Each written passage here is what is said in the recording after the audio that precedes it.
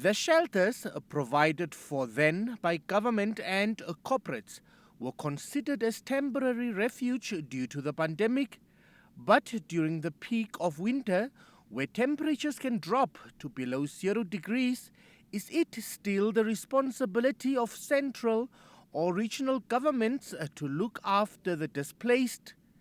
The homeless complain of hunger and cold nights.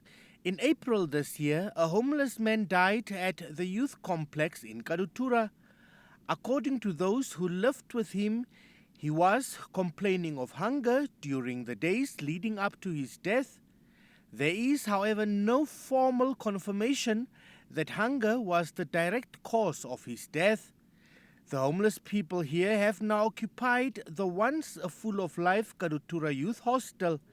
The place is run down, but at least it provides warmth to the homeless to a certain degree. The Ministry of Information, Communication and Technology is the government's mouthpiece. In pursuit to get answers that have been long overdue, the NBC finally engaged the government's spokesperson, ICT Minister Dr. Peya Mushelenga, on the fate of the homeless. Are these people being discussed at government level? I even approached MICT to say, who do I speak to? Who is responsible for these people, especially when it's cold like this and you visit them, babies, and you see the impoverished side of them. Is government aware of these people? Who is responsible? Where were they before COVID? And what is the plan for this infrastructure? They're just there. Regional government does not know, central government, local authorities, no one is taking responsible. Dr. Mushelenga is concerned about the reluctance by some ministries to provide information, saying an interministerial committee is in existence to deal with the plight of the homeless.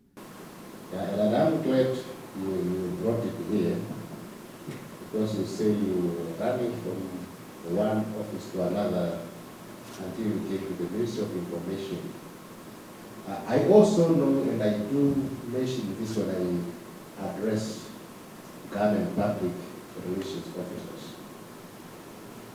There are PROs and even ministers who avoid responding to the media.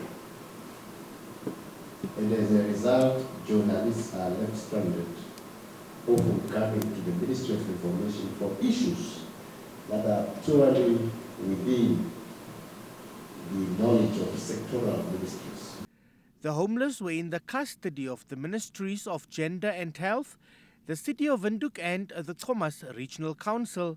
Today, though, a mobile medical clinic visits them once a week, but it is evident that the food rations and the supply of basic necessities have stopped.